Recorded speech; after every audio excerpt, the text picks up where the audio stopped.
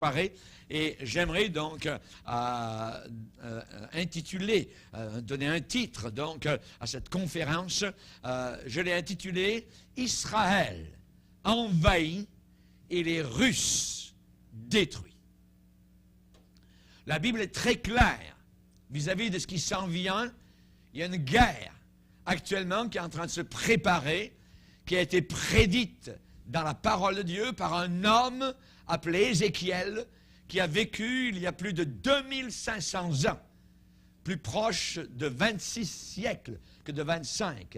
Et il a prédit une guerre par rapport à un pays qui n'existait même pas à l'époque, qui s'appelle actuellement la Russie. La Russie va envahir Israël.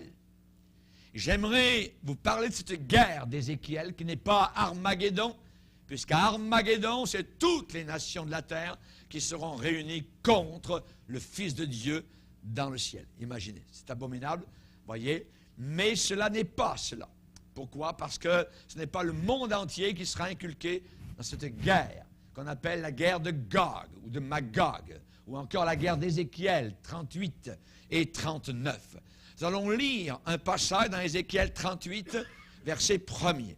Ézéchiel, chapitre 38, verset 1er. La parole de l'Éternel me fut adressée en ces mots. Fils de l'homme, tourne ta face vers Gog, au pays de Magog, vers le prince de Rosh, de Méchec et de Toubal, et prophétise contre lui.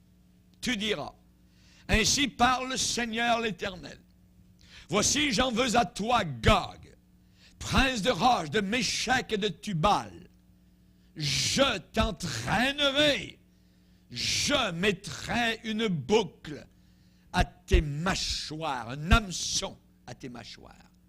Je te ferai sortir, toi et toute ton armée, chevaux et cavaliers, tous vêtus magnifiquement, troupes nombreuses portant le grand et le petit bouclier, tous maniant l'épée. Et avec eux ceux de Perse, d'Éthiopie et de Pout, tous portant le bouclier et le casque, Gomer et toutes ses troupes, la maison de Togarma à l'extrémité du septentrion, et toutes ces troupes, peuples nombreux qui sont avec toi. Prépare-toi, tiens-toi prêt, toi et toute ta multitude assemblée autour de toi. Sois leur chef.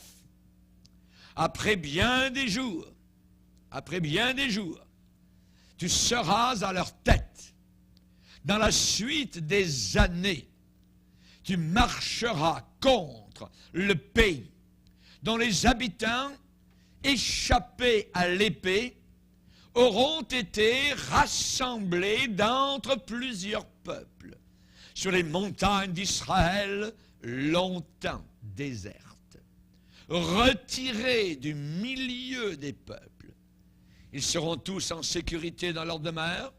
Tu monteras, tu t'avanceras comme une tempête, tu seras comme une nuée qui va couvrir le pays.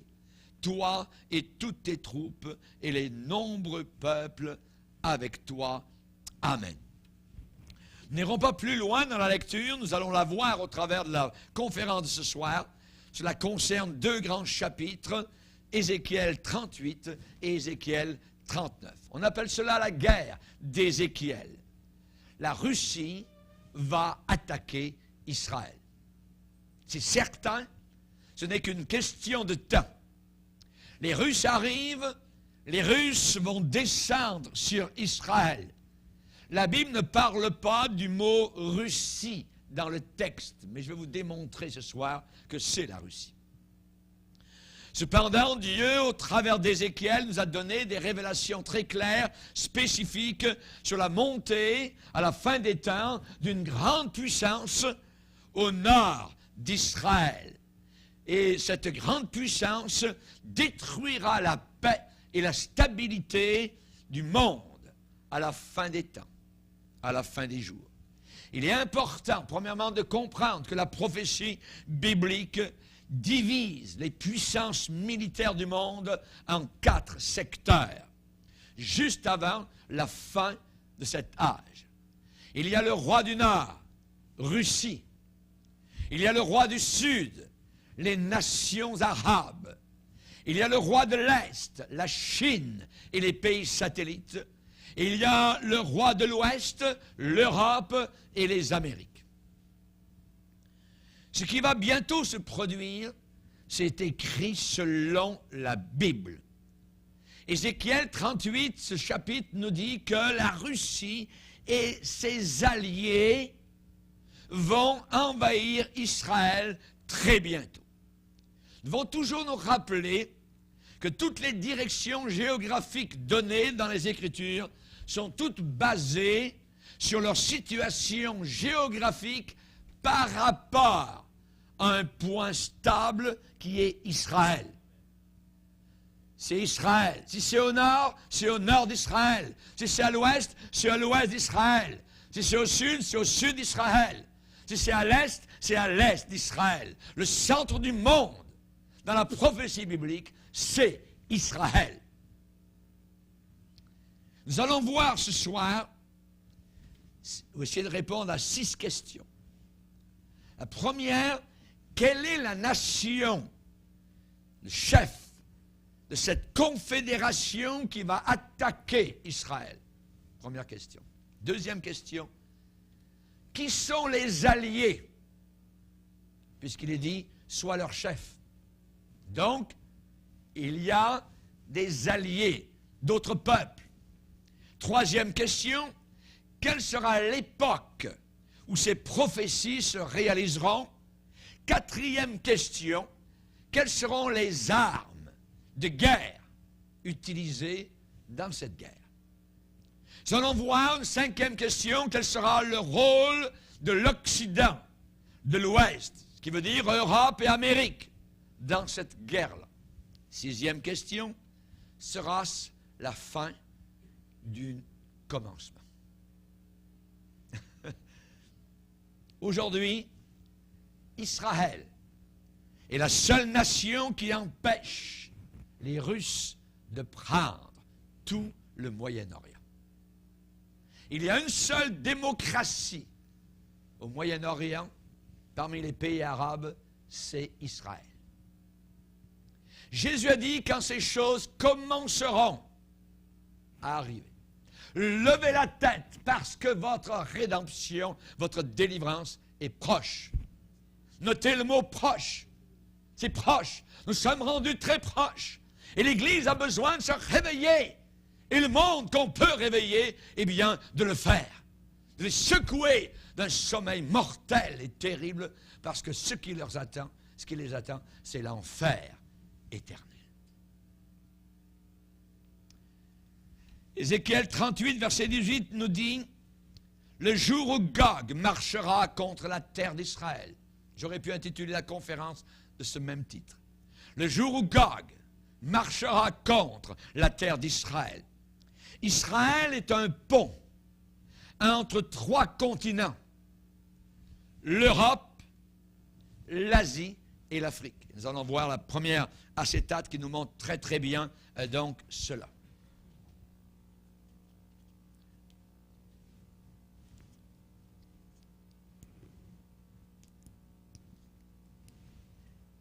Ici, Israël. C'est un pont, donc, entre ce que nous avons ici, l'Europe, voyez, toute l'Europe, entre le deuxième, l'Afrique, et l'autre côté, c'est tout le continent asiatique.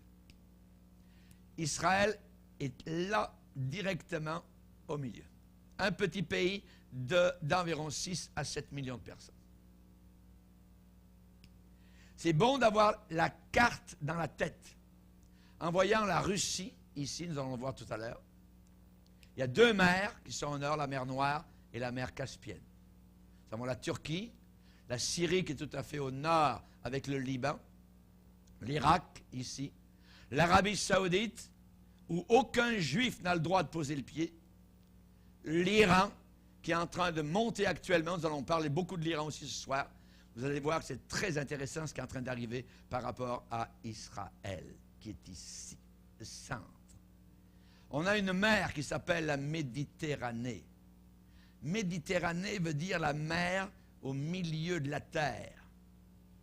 C'est la mer qui est au milieu du monde entier. C'est ici autour que va se passer la fin des temps. Maintenant, ce que nous allons voir, ce que nous voyons, et spécialement avec Ézéchiel 38, la montée de la Russie et sa chute dans les derniers jours. Grandeur et décadence de la Russie. Ézéchiel a reçu une vision des derniers jours. Ézéchiel, tout d'abord, pour le mettre dans le contexte, 37, où l'on parle d'Israël qui va être, je dirais, revenir dans son pays. Et depuis 1948, on sait qu'ils font partie de la table des nations à l'ONU. Auparavant, ils n'étaient même pas reconnus. Tous les Arabes se sont opposés à ce qu'Israël soit reconnu et que le drapeau de David flotte donc sur Israël. Mais ils sont là, prophétiquement, parce que Dieu l'avait déclaré. Je les ramènerai de leur pays, dans leur pays. Il y a Ézéchiel 37 et la guerre contre Israël, 38 et 39. Le chapitre 37 concerne Israël. Dieu va rassembler Israël dans son pays. Je l'ai dit, depuis 47-48, nous vivons les derniers jours. Et lorsqu'il y a cette promesse que Dieu fait de rassembler son peuple, vous savez que les Juifs sont dispersés depuis des siècles et des siècles dans le monde entier, dans une diaspora, eh bien, Dieu déclare dans Ézéchiel 37, spécialement au verset 31 et 32, il va dire, je me suis trompé, non, 21 et 22, tu leur diras, ainsi parle le Seigneur l'Éternel, voici je prendrai les enfants d'Israël du milieu des nations où ils sont allés, je les rassemblerai de toutes parts, je les ramènerai dans leur pays. Je ferai d'eux une seule nation dans le pays, dans les montagnes d'Israël. Ça, c'est la promesse de Dieu que nous voyons sous nos propres yeux en train d'arriver donc autour de nous aujourd'hui. Au chapitre 37, verset 25, il va dire « Ils habiteront le pays que j'ai donné à mon serviteur Jacob et qu'ont habité vos pères. Ils y habiteront, eux, leurs enfants et les enfants de leurs enfants à perpétuité. » Même si les Arabes, aujourd'hui, veulent particulièrement jeter Israël à la mer, voyez, ils veulent ici les envoyer complètement, ils veulent les anéantir, et l'Iran, ici, a promis d'envoyer une bombe atomique contre Israël. C'est la raison pour laquelle, aujourd'hui, ils font une bombe atomique en Iran. Israël ne sera jamais détruit. Jamais. Dieu l'a déclaré dans sa parole. Israël ne sera jamais noyé dans la Méditerranée comme les Arabes le prédisent. Et je prédis aussi que Jérusalem restera toujours la capitale d'Israël. Le premier ministre Menahem Begin a déclaré Jérusalem restera et demeurera la capitale éternelle de notre pays, de notre peuple, de notre foi, de notre civilisation. Le grand rabbin Shlomo Goren a déclaré Jérusalem est notre cerveau, Jérusalem est notre tête, Jérusalem est notre âme. Et la Bible dit qu'Israël ne sera plus jamais chassé de la terre promise. Cette terre n'appartient pas aux Arabes, elle appartient au peuple juif. Mais voilà, c'est que maintenant il y a confrontation. Et la confrontation va se développer, va monter, nous allons voir cela. Vous allez le voir aux nouvelles. Confrontation entre les Russes et l'Occident qui va se développer. On a vu une sorte de fléchissement, de réchauffement. C'est fini. De plus en plus, la Russie va prendre son rôle qu'elle a toujours désiré, d'avoir une position mondiale et globale sur la planète Terre. N'oubliez pas que les États-Unis reçoivent environ 50% de leur pétrole du Moyen-Orient. Leur pétrole vient d'ici. 50%. L'Europe reçoit environ 70% du pétrole, tout le pétrole d'Europe vient d'ici. 70%. Le Japon, qui est plus loin là-bas, lui reçoit 90% de son pétrole des pays ici, arabes du Moyen-Orient. Je me rappelle quand j'étais jeune homme et que mon pétrolier, je travaillais sur un pétrolier qui faisait du tramping, qui allait par tout le monde. Nous allions sur les champs pétrolifères, spécialement en Amérique du Sud, au Venezuela, dans la baie, la grande baie de Maracaibo, ou en Afrique, au Nigeria, à Port Harcourt, ou encore au Koweït. Et spécialement, donc, au Koweït, qui se trouve quelque part ici, voyez. Je me rappelle avoir vu au bout du deck, voyez, beaucoup de grands pétroliers qui venaient du Japon. Je me demandais pourquoi, voyez, pourquoi? Parce que je le sais aujourd'hui, le Japon a soif de pétrole et il vient le chercher spécialement vers les terminaux pétrolifères du Moyen-Orient. Les gens dépendent de cette région appelée le Moyen-Orient.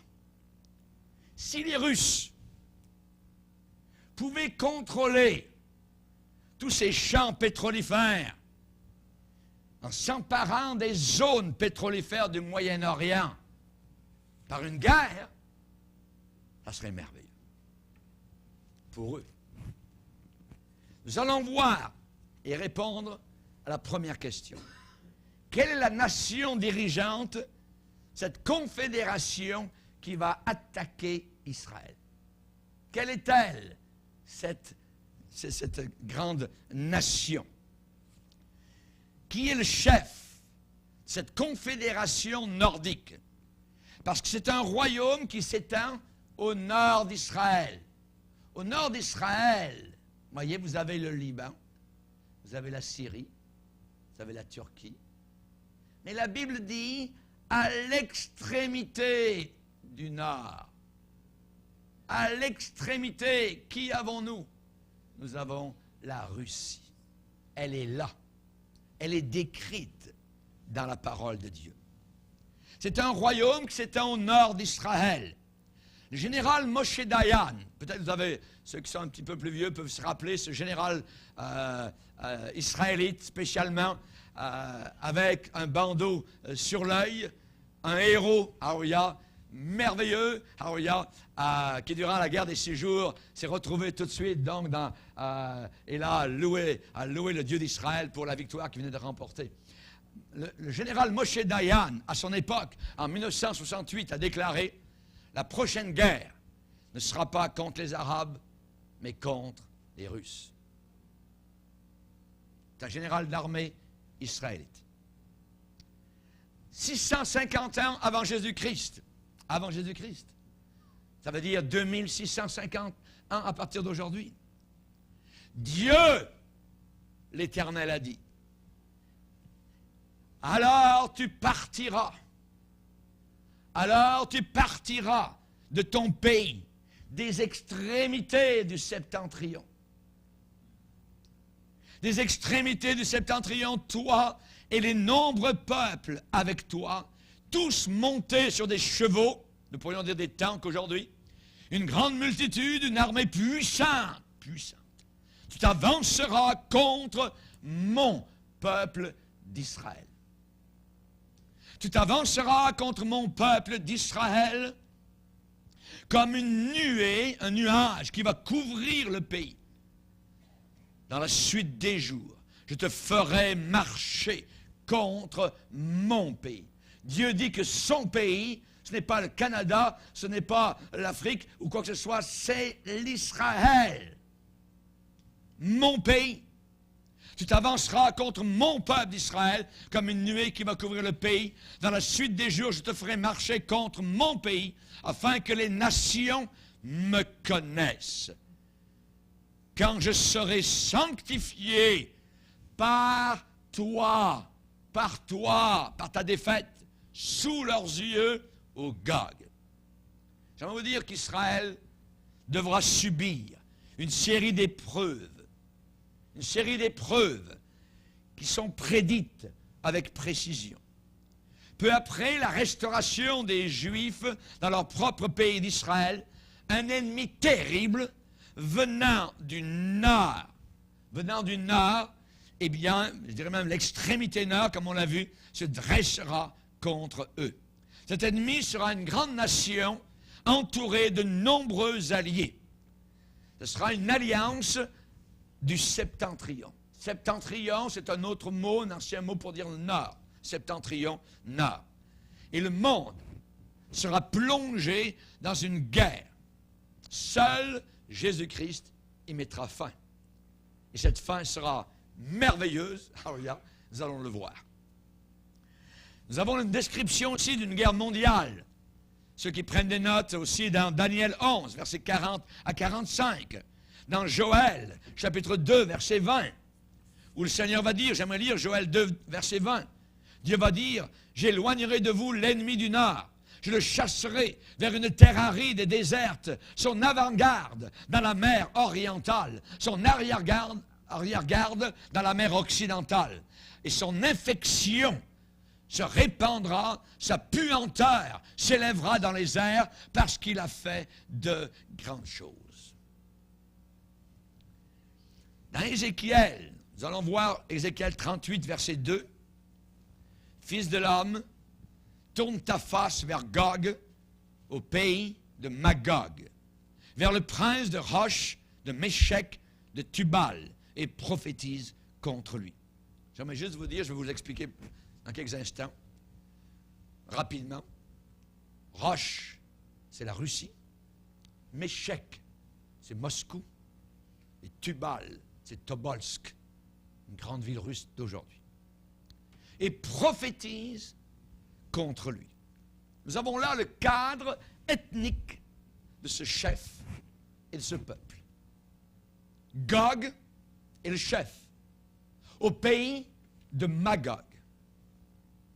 Gog, littéralement, veut dire le dirigeant, le souverain, l'homme au sommet, le dictateur. C'est ce que veut dire Gog. Et pendant des siècles, bien avant que les événements actuels n'aient pu influencer la pensée des commentateurs, on a reconnu longtemps, il y a longtemps, que la prophétie concernait le chef du Nord et que c'était la Russie. Le prince du pays de Magog, ça veut dire le chef principal, le prince en chef au pays de Magog. En hébreu, Rosh veut dire chef, la tête, le sommet de quelque chose, le prince, Rosh.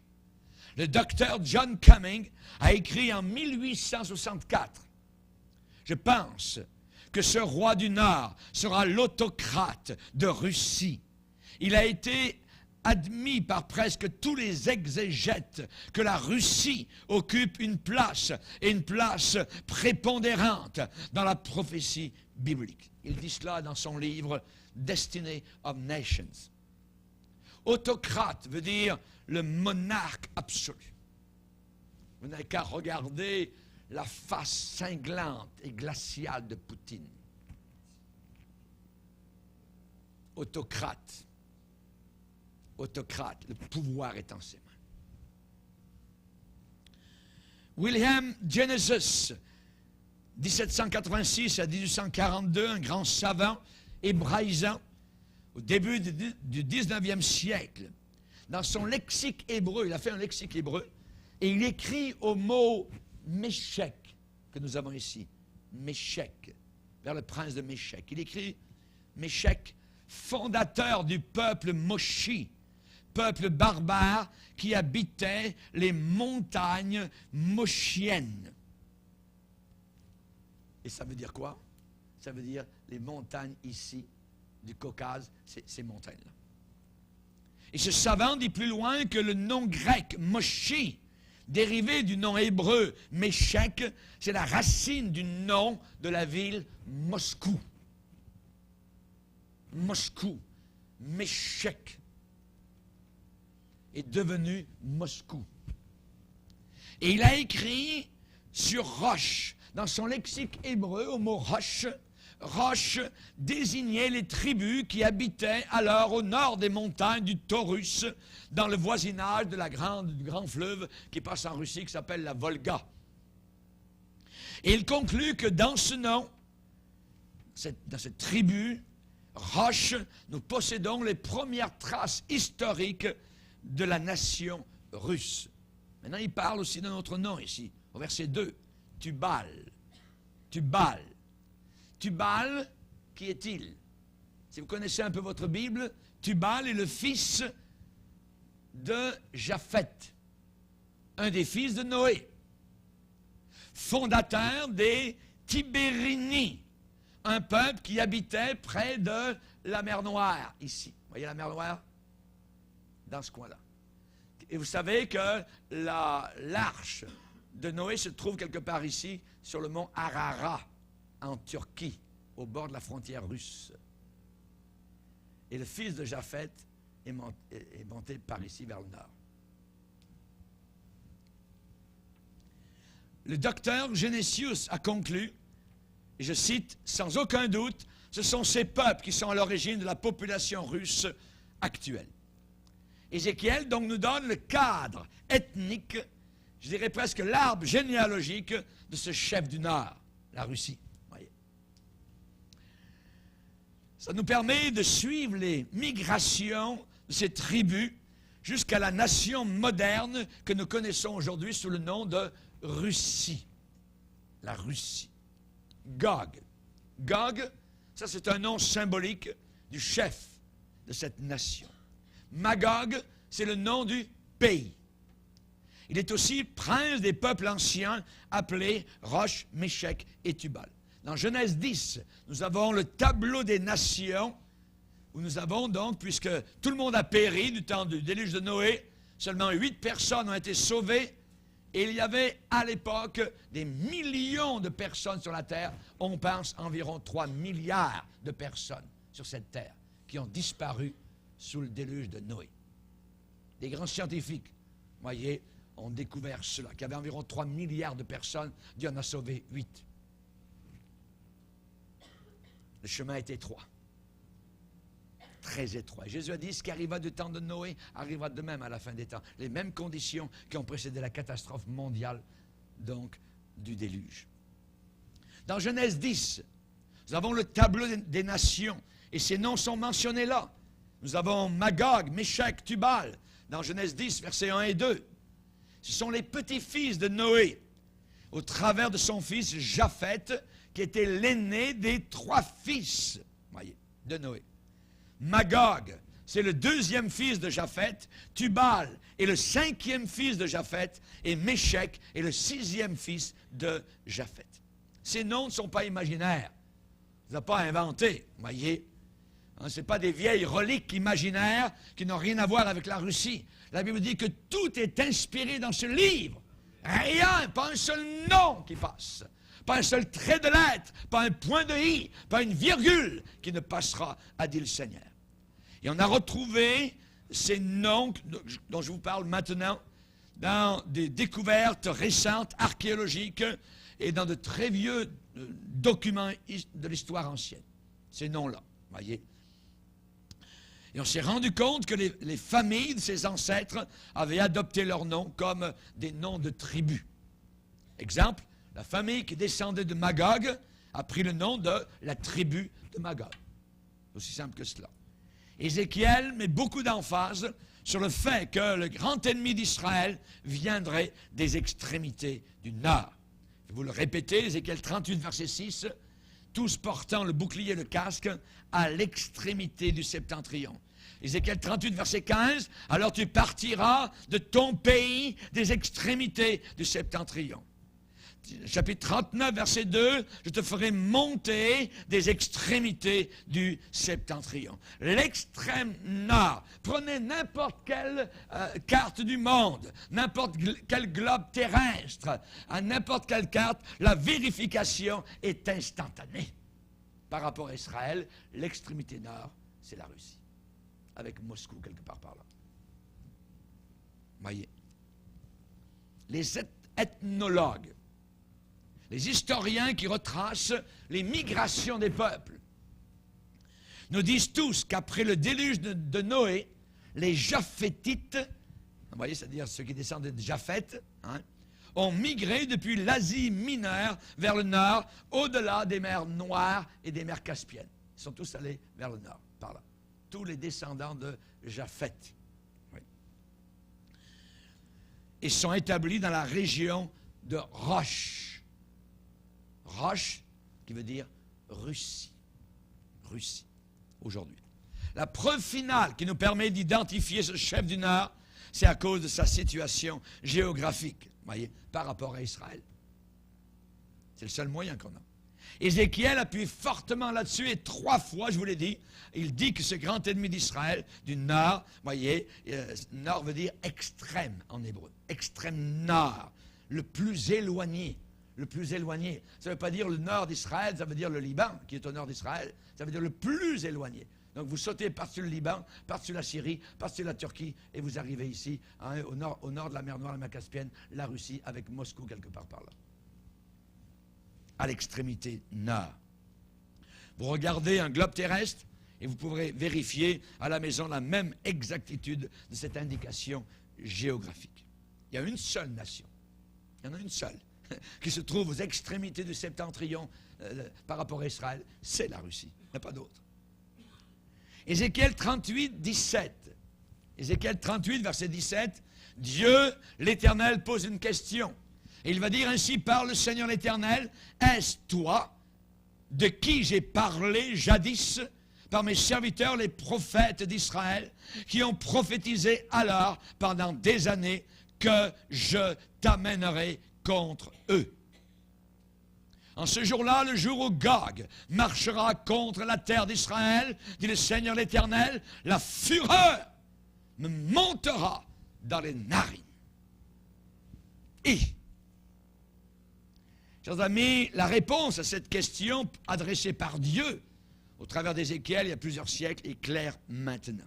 La déclaration du général Moshe Dayan prend une signification bien plus profonde quand il a dit la prochaine guerre ne sera pas contre les Arabes, mais contre les Russes.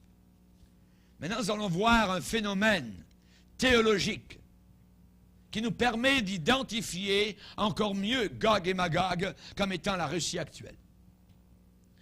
Regardez au verset 3, Ézéchiel 38, verset 3. Tu diras ainsi, parle le Seigneur l'Éternel, voici, j'en veux à toi, Gog. J'en veux à toi. J'ai quelque chose contre toi. Je suis contre toi. Dieu dit qu'il est contre un pays à la fin des temps. J'en veux à toi. Gog, prince de Roche, de Méshek et de Tubal. Tout au long de l'histoire d'Israël, Dieu a dit qu'il est contre certaines nations qui oppriment le peuple d'Israël. L'Égypte a été détruite pour avoir persécuté les Juifs pendant 400 ans. Dieu les a jugés. Rappelez-vous les 10 plaies d'Égypte. Babylone, qui est ici, cette région-là, voyez, à l'est d'Israël. Babylone, Dieu a tourné sa face contre elle lorsqu'ils ont eu détruit Jérusalem. Il y a une nation à la fin des temps qui va attaquer Israël. J'en veux à toi. Je suis contre toi. C'est intriguant, je dirais, étonnant de remarquer qu'Ézéchiel, en train de prophétiser, il prophétise sur une nation qui n'existait même pas à son époque. Ça n'existait pas à l'époque d'Ézéchiel, il y a 26 siècles. Elle n'existait même pas. Voyez. On va lire un passage dans Ésaïe 46.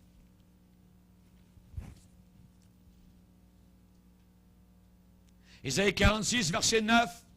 Notre Dieu, l'Éternel, le Dieu d'Israël, déclare, souvenez-vous. Souvenez-vous, Ésaïe 46, verset 9, de ce qui s'est passé dès les temps anciens. Car je suis Dieu et il n'y en a point d'autre. Je suis Dieu et nul n'est semblable à moi.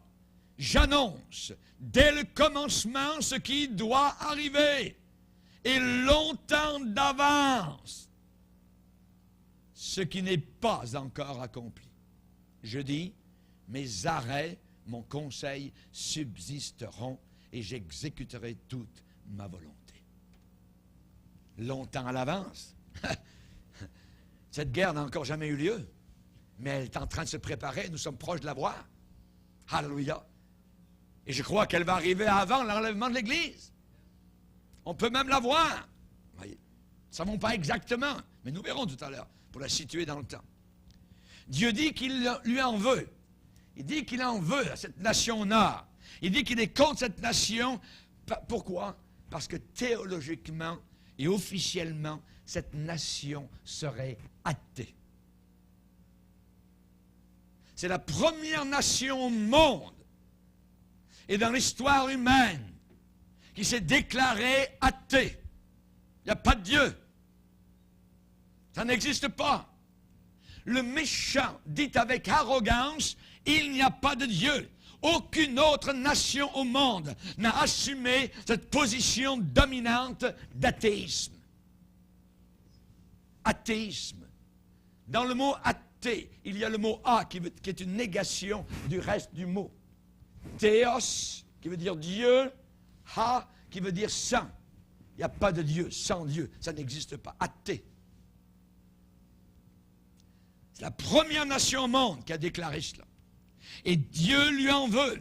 L'insensé dit en son cœur, il n'y a pas de Dieu. Cette nation officiellement est une nation folle.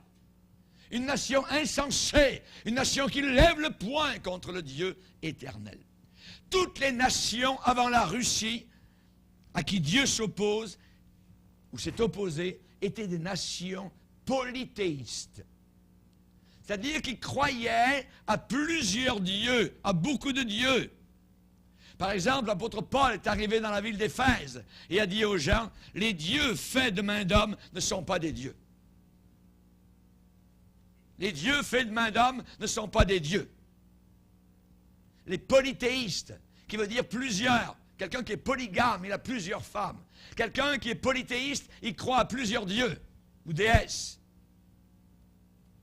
Polus, en grec, qui veut dire plusieurs. Au commencement des temps, Dieu n'a pas donné de commandement spécifique contre l'athéisme. Parce que ça n'existait pas. Il n'a pas donné de commandement contre l'athéisme. Mais cependant, les deux premiers commandements, dans le Décalogue, dans Exode 20, Dieu condamne le polythéisme. Plusieurs dieux. Tu n'auras pas d'autres dieux, au pluriel, devant ma face. Tu ne te feras pas d'image taillée, de statue. La folie. L'idolâtrie.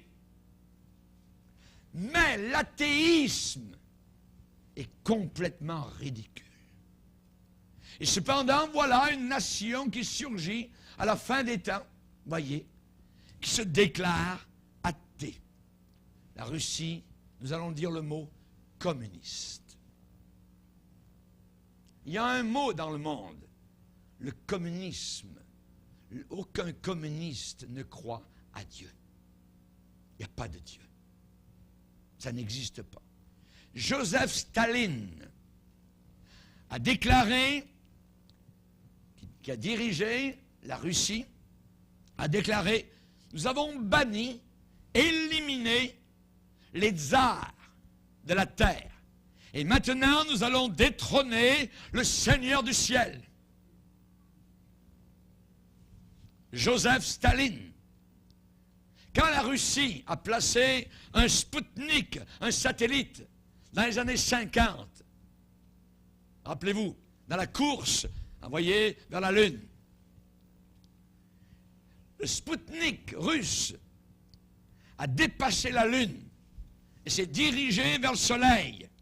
Et les commentaires à l'époque, dans les années 50, j'étais tout jeune, je me rappelle, sur la radio en Russie, et je cite, « Notre fusée a dépassé la Lune. Elle se dirige vers le Soleil. Nous n'avons pas découvert Dieu là-haut. Nous avons fermé les lumières du ciel pour que personne ne puisse plus les rallumer. Nous avons cassé le joug de l'Évangile, l'opium des peuples. Allons maintenant de l'avant. Christ sera relégué à la mythologie. » Les Russes. Vous voyez? Ça, c'est ce qu'ils ont dit. Joseph Staline, dont je viens de vous citer autre chose auparavant, un des pères du communisme, a déclaré, je cite, ce sont des paroles mêmes, « Tant que le capitalisme et le socialisme existeront, nous ne vivrons pas en paix. À la fin, l'un ou l'autre va triompher. Un chant funèbre sera chanté soit en République soviétique, soit dans le monde capitaliste. » La théorie du communisme peut être résumée en une seule phrase.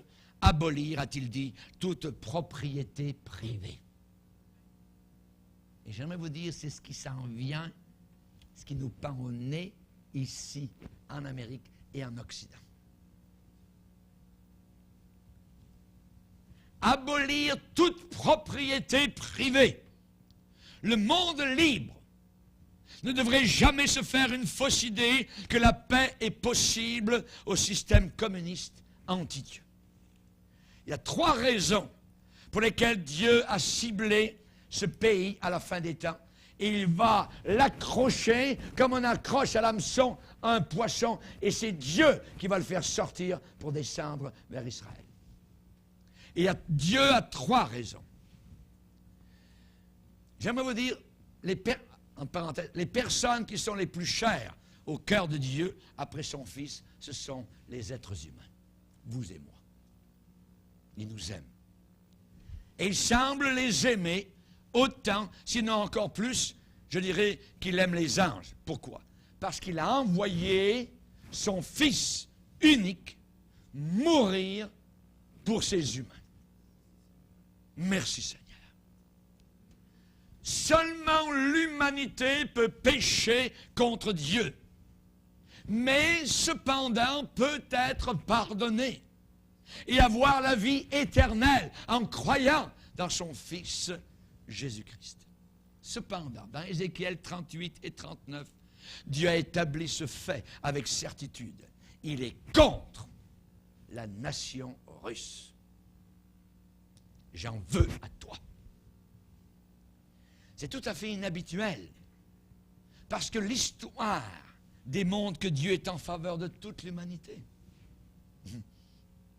Il doit certainement y avoir une raison irrésistible, parce que Dieu qui nous aime tellement, qui a donné son Fils à la croix du Calvaire, qui nous a sauvés pour mes péchés et les tiens,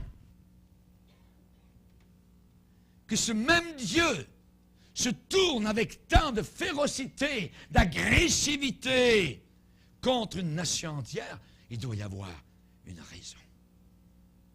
Il faut bien connaître notre Dieu. Il faut bien connaître notre Dieu. Ne faites pas d'erreur. Il faut bien connaître ce livre. Qui est-il? Les gens se sont fait des idées au travers des siècles de Dieu. On va s'arranger là-bas avec lui. Attendez. L'Évangile est non négociable. Je crois que la clé dans cela, j'en veux à toi, Gog, la clé, c'est la présence satanique qui a habité tant et tant de leaders russes pendant tant d'années. Dans plusieurs prophéties de l'Ancien Testament, Dieu a souvent proclamé les jugements qui allaient au-delà des royaumes immédiats, jusqu'à l'esprit de Satan qui contrôlait ses dirigeants et ses dictateurs. La puissance des gouvernements qui oppriment des millions de personnes vient du diable. Le diable est une personne, un personnage, un être intelligent, vivant, qui va être jeté en enfer avec ceux qui le suivent pour l'éternité. Très tôt dans l'histoire, Satan a accordé une attention toute spéciale aux leaders mondiaux, comme il le fera avec le dictateur mondial de la fin des temps appelé l'Antichrist pendant la grande tribulation de 7 ans sur cette terre.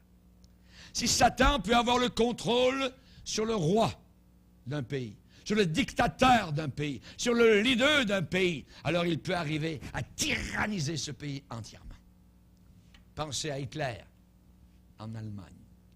Pensez à Amin Dada en Ouganda. Pensez aux papes nombreux et aux prêtres catholiques pendant l'Inquisition. L'Église catholique romaine a plus de 50 millions de personnes qu'elle a fait tuer pendant l'Inquisition en Europe. Pensez à Staline, qui est mort en 1953. C'était un ancien séminariste catholique. Il a fait tuer des millions de morts dans les goulags. Pensez au Rwanda, aux puissants diaboliques, au Congo actuellement. Pensez à un autre russe qui s'appelait Lénine, qui est mort en 1924, un marxiste à la tête de la révolution d'octobre, la révolution bolchevique en 1917. Pensez à Nebuchadnezzar, à l'époque du prophète hébreu Daniel à Babylone. Satan exerçait le contrôle sur le roi et sur le pays.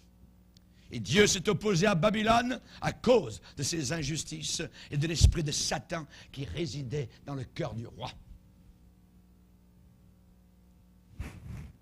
Et il en a été ainsi avec la Russie depuis 1917. Dieu en horreur non seulement la philosophie de l'ancien système soviétique, mais la source du pouvoir qui est derrière cela, qui est Satan lui-même.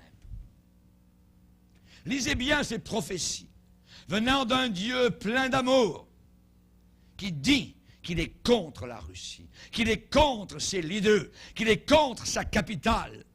Prophétise Ézéchiel contre elle. J'en veux à toi, Gog. Non seulement Dieu s'oppose vivement à la Russie, mais il décrit avec éclat et couleur vive sa destruction totale à venir. Et il promet que la Russie, il va la donner aux oiseaux de proie, à tout ce qui a des ailes, aux bêtes sauvages, je te donnerai pour pâture. Ézéchiel 39, verset 4. C'est similaire aux prédictions de Jésus sur les armées de l'Antéchrist à Armageddon, voyez dans Apocalypse 19. En quelques lieux, a dit Jésus, que soit le cadavre, là se sembleront les aigles. Ce jugement est vraiment dirigé, je dirais, par une puissance diabolique à l'intérieur de Gog. La première raison pourquoi Dieu en veut tellement à la Russie, c'est qu'ils ont propagé une religion d'athéisme. Depuis la révolution bolchevique, en 1917, Satan a fait ses quartiers généraux à Moscou. Le KGB, vous parlez uniquement du KGB, vous en tremblez.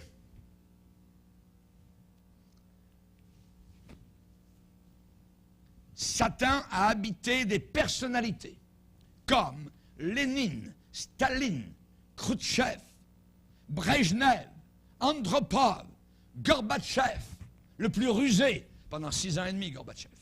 Appelez-vous l'homme avec la tache de sang, la tache de vin sur le front. Dieu est contre Gog. Sous cette influence satanique, ils ont encouragé, ils ont stimulé un système gouvernemental totalement inhumain qui a réduit à l'esclavage, écoutez bien, 1,5 milliard de personnes depuis 1917, la révolution d'octobre bolchevique. C'est arrivé presque du soir au lendemain.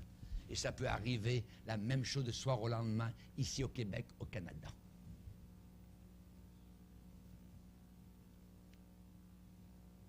Le pire péché aux yeux de Dieu, le plus odieux et abominable, c'est de séduire les gens pour enseigner une religion autre que l'évangile authentique du Seigneur Jésus-Christ. Si quelqu'un prêche un autre évangile, qu'il soit maudit. Galates, 1er chapitre, verset 9. Notre Seigneur Jésus-Christ nous a révélé l'attitude de Dieu dans chaque occasion. Jésus avait toujours le temps pour les pécheurs repentants. Il montrait de la miséricorde pour la femme adultère, pour les collecteurs de taxes. Voyez, va, ne pêche plus, je ne te condamne pas, ainsi de suite. Jésus a montré de l'amour pour les pécheurs repentants. Mais pour les chefs religieux de son époque, les pires critiques cinglantes, les plus sévères, les condamnations les plus dures ont été données de la bouche même de Jésus. Pourquoi? Parce que ces gens avaient séduit le peuple au sujet de Dieu. Et aujourd'hui, nous avons des masses de gens aux pieds d'hommes religieux qui sont en train de les séduire de la même chose. L'Église catholique romaine a régné ici pendant 400 ans sur le Québec, tenant cette province dans l'obscurité et les ténèbres. Dieu en veut à ces gens. Terrible. La doctrine de l'athéisme fait partie intégrale du communisme. Partout où cette philosophie s'est infiltrée, soit dans la prise totale d'un pays, un takeover, ou une infiltration au travers des universités dans le monde libre, ces enseignements ont toujours prôné deux choses. Le communisme a toujours prôné deux choses. Un, le matérialisme, l'adoration de l'argent, le matériel, je me moi. Et la deuxième chose, l'athéisme. Matérialisme, athéisme. Il n'y a pas de Dieu. Les deux doctrines principales de Karl Marx et ses disciples sont là. Matérialisme et il n'y a pas de Dieu, l'athéisme. Ils ont séduit des masses de gens avec leur philosophie de socialisme économique, l'égalité pour tous. Il n'y aura jamais d'égalité pour tous. Même pendant le millénium, sur la terre où Christ va régner, il y aura les petits et il y aura les grands. Ça n'existe pas, cette idée d'égalité pour tous. Le communisme a séduit les masses de gens avec ce socialisme économique. Pourquoi? Parce que ça attirait beaucoup de votes. L'ironie de l'histoire, c'est que les préceptes du communisme n'ont jamais vraiment réussi. Le communisme n'a jamais élevé le niveau de vie d'aucun pays. Prenez les jeunes pays africains. La jeune Afrique noire qui a essayé pendant quelque temps le communisme. Au bout de quelques années, ils ont dit on ne veut rien savoir de ça. Le pays était en ruine. Tous les pays dans le monde, sur la terre, parmi les 180 qui forment la Confédération des pays de la terre, tous les pays qui ont voté des communistes au pouvoir dans une élection libre, ces pays-là ont toujours voté pour les sortir du pouvoir à la première occasion. Souvenez-vous de la dissolution de l'Union des républiques soviétiques, quand tout s'est écroulé. Depuis le début, le communisme a toujours rejeté Dieu. Depuis le début, le communisme a supplanté Dieu avec une croyance dans le potentiel de l'homme. L'homme est bon, l'homme est fort, l'homme est puissant, on va y arriver, ainsi de suite. Et alors qu'on a mis de côté complètement le pouvoir de Dieu. Puisqu'on n'y croit pas. Il n'y a aucune autre philosophie de vie qui n'a créé plus de sceptiques, d'incroyants, d'agnostiques et de damnés qui sont en enfer pour l'éternité.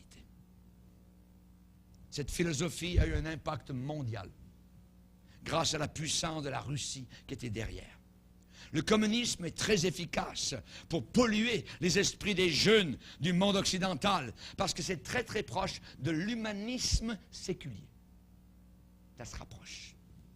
Cette philosophie de vie est crue et enseignée à un degré ou à un autre, par ceux qui ont des situations de professeurs de philosophie, professeurs de droit, professeurs de loi, d'éducation dans les principales universités et d'autres institutions d'éducation dans le monde occidental. J'aimerais dire que ce ne sont pas tous les humanistes qui sont communistes, mais tous les communistes sont des humanistes séculiers. Et c'est très facile pour des communistes de s'infiltrer dans le système d'éducation de n'importe quel pays, même dans le monde libre. Montrez-moi aujourd'hui une seule école au Canada où l'on enseigne l'homme qui a été créé par Dieu. Ça a tout disparu. Qui a travaillé ça? Les communistes sont infiltrés dans ce pays depuis plus de 40 ans, et ainsi qu'aux États-Unis. Il y a un pasteur dernièrement qui a discuté avec un humaniste séculier qui avait été un professeur de philosophie dans une grande université de la côte ouest américaine. Il avait enseigné pendant 40 ans. Il a déclaré avec fierté au pasteur, « J'ai transformé et changé la foi des chrétiens de beaucoup de mes étudiants qui arrivaient de familles chrétiennes fondamentalistes. » J'étais très fier de cela. La grande tragédie dans tout cela, c'est que les jeunes ne deviennent pas incroyants parce qu'ils manquent d'évidence vis-à-vis de la foi. Non, non, non. Dieu a donné un témoignage puissant, écrasant dans la Bible par rapport à son existence, par rapport au surnaturel et au surnaturel de son Fils bien-aimé Jésus-Christ qui, incorporé dans un corps, possède toute la divinité. Beaucoup de jeunes ont accepté Jésus après avoir fait des recherches profondes sur les raisons logiques d'accepter la résurrection corporelle de Jésus comme étant un fait historique. Alléluia. Le tombeau est vide. Alléluia. Gloire au Seigneur. Personne n'était capable de retrouver son corps. Alléluia. Il est vivant. Je lui ai parlé encore il y a à peu près environ 1 heure. Alléluia. Alléluia. Que Dieu soit béni. Il est merveilleux. Alléluia. Chers amis, souvent les gens ne regardent qu'un seul côté de la médaille. Ils ne regardent que le côté de l'incrédule, que le côté de l'infidèle, que le côté de l'athée. La Russie a damné en enfer autant d'âmes intellectuellement qu'elle en a détruit physiquement. Pas étonnant que Dieu a dit, « Voici, j'en veux à toi, Gog, je suis contre toi. » Voulez-vous savoir la deuxième raison pourquoi Dieu en veut? La Russie a violé plus de principes bibliques que toute autre nation. La Russie est anti-Dieu et anti-Bible. Vous rappelez-vous, c'est pas longtemps que, quand vous passiez la frontière russe, vous étiez fouillé totalement, vous alliez en prison si vous passiez des Bibles à la frontière. Et combien de Bibles ont été smugglées à l'intérieur de la Russie par des hommes courageux, des pasteurs? Combien de chrétiens, des milliers sont morts dans les prisons russes. On les a fait passer par toutes sortes de tortures, littéralement, pour les reconditionner. La Russie a violé plus de principes bibliques que toute autre nation. Non seulement la Russie a enseigné continuellement l'athéisme, qu'il n'y a pas de Dieu, mais elle a infusé un style de vie diamétralement opposé au but de Dieu. Et la Bible dit clairement que le bonheur vient en obéissant aux principes de Dieu. Jésus a dit, quand un homme de la foule a dit, « Hey, heureuses les mamelles qui t'ont allaité », Jésus a dit, « Heureux plutôt ceux qui écoutent la parole de Dieu et qui la gardent. » Le bonheur, c'est d'écouter la parole de Dieu et de la garder sans la changer. Alléluia. Les familles chrétiennes qui pratiquent les principes bibliques jouissent de l'harmonie, de l'amour au beau milieu d'une culture qui est ouvertement antichrétienne. Ils sont heureux. Pourquoi? Parce qu'on écoute la parole de Dieu et on veut l'observer, on veut la mettre en pratique. On craint Dieu. La crainte de Dieu est le commencement de la sagesse. Mais en contraste, ceux qui suivent la philosophie de l'humanisme séculier ou du communisme, voyez, c'est l'homme qui est au centre de toute chose. L'indulgence personnelle pour les péchés, il n'y a pas de péché de façon pour eux.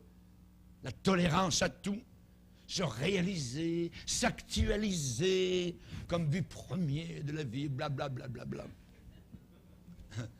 Ces gens-là sont toujours dans le trouble, de sérieuses difficultés. Une des tactiques de longue haleine des communistes, c'est de polluer la bonne moralité d'un pays qu'ils ont pris dans leur cible. Ils ont assiégé avec réussite les principes moraux de la Grande-Bretagne, l'Angleterre, avant la Deuxième Guerre mondiale, après la Deuxième Guerre mondiale. C'était rapide. En 40 ans, les églises en Angleterre sont presque vides. Je parle évangélique, de gens nés de nouveau. La majorité des gens ont plus de 50 ans. Ils sont à peu près entre 20 et 30 dans chaque assemblée. Un pays qui a donné des milliers de missionnaires. Un pays qui a vu surgir de grands hommes de Dieu puissants. Mais avant la Deuxième Guerre mondiale et pendant la Deuxième Guerre mondiale, ils ont été infiltrés par des communistes qui sont arrivés, qui ont commencé à parler à la jeunesse, ainsi de suite. Voyez. Ensuite, ils sont venus au Canada, aux États-Unis, pour continuer leur procédé depuis 40 ans. Exemple. Qui a été l'avocat de l'amour libre? Qui a été l'avocat du sexe permissif? Qui a été l'avocat de l'avortement sur demande, sur le droit des homosexuels? Qui a été en faveur de la distribution libre de la pornographie? Qui a été en faveur d'enlever les lois contre le pot, la marijuana, les drogues? Qui a été en faveur des condoms dans les écoles? Les parents? Non. Les dirigeants de l'Église chrétienne? Non. Les travailleurs de construction? Non. Les gens orientés vers la famille? Non. Mais à partir d'universités prestigieuses, des collèges, où les enseignements humanistes et communistes sont accueillis à bras ouverts. Là. Si vous prenez la jeunesse d'un pays, vous avez le pays. À la prochaine génération. Si Jésus-Christ était sur terre aujourd'hui, il dirait à ces gens-là ce qu'il a dit aux pharisiens: malheur à vous, scribes et pharisiens hypocrites, car vous courez la mer et la terre pour faire un prosélyte, un converti. Et quand il l'est devenu, vous en faites un fils de l'enfer, 2 fois pire que vous. Malheur à vous, conducteurs aveugles. Dieu est contre la Russie à cause de sa philosophie d'athéisme qui damne les âmes. Et la troisième raison, c'est que la Russie a persécuté les Juifs.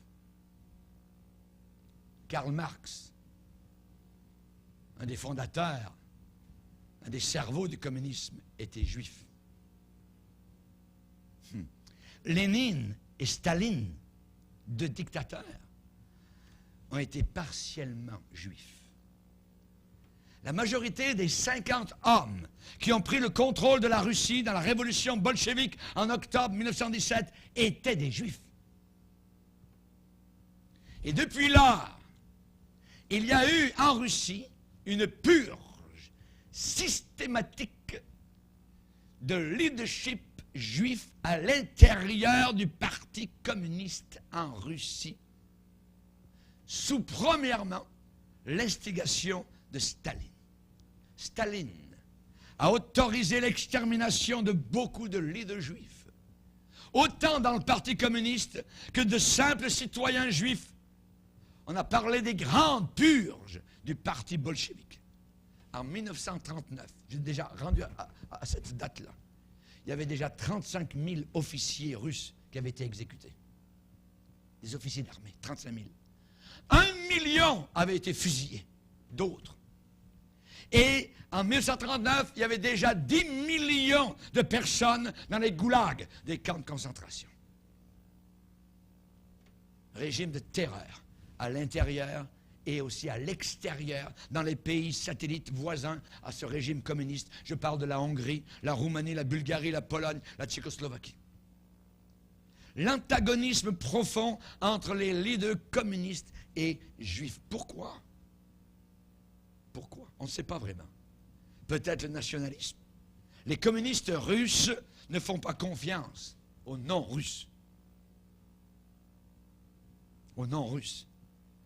Et peut-être se sont servis des Juifs pour fomenté pour commencer la révolution de 1917, puis ensuite ils les ont ôtés systématiquement de leur pouvoir. Ils sont servis d'eux et ensuite terminé. Ou peut-être autre chose.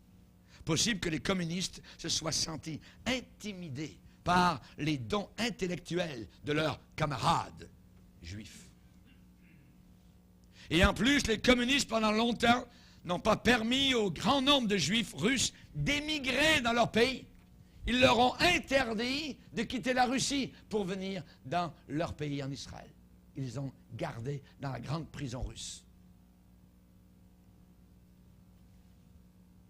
Jusqu'il y a quelques années en arrière, ou dans les années 90, il a commencé à avoir des Juifs qui ont commencé à arriver à avoir des passeports pour descendre en Israël.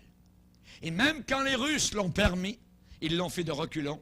Ça s'est fait avec beaucoup de difficultés, beaucoup de désaccords. Et Dieu a bien dit clairement dans sa parole qu'il bénirait les nations qui seraient bonnes pour les Juifs et qu'il maudirait celles qui les persécuteraient. Dans toute l'histoire, il n'y a jamais eu un seul cas où une nation qui a maltraité les Juifs a pu conquérir ou vaincre une autre nation qui leur faisait du bien. J'aimerais vous dire que jusqu'à présent, maintenant, les États-Unis d'Amérique, leur plus grande ligne de défense nationale, c'est de défendre Israël. Défendre Israël. Mais la Russie, leur politique, c'est une politique de persécution des Juifs, et ça va enfoncer les clous de leur cercueil. Où ça? Pas en Russie, mais en Israël. C'est là le rendez-vous avec Dieu de la Russie. J'aimerais dire un mot sur Barack Obama. Le révérend Jesse Jackson, qui est un porte-parole un peu de M. Obama, a dit qu'il va y avoir de grands changements fondamentaux dans la politique extérieure des États-Unis, y compris la cessation de mettre les intérêts d'Israël au premier plan, ce qui a été fait depuis des décennies. Ils vont descendre. Ils viennent de briser leurs murailles. J'aimerais vous dire que Obama a l'esprit de l'Antichrist en lui. Cet homme-là a l'esprit de l'Antichrist. C'est un homme qui est en faveur des homosexuels. J'aimerais juste vous citer simplement quelques différentes choses que lui-même a pu dire.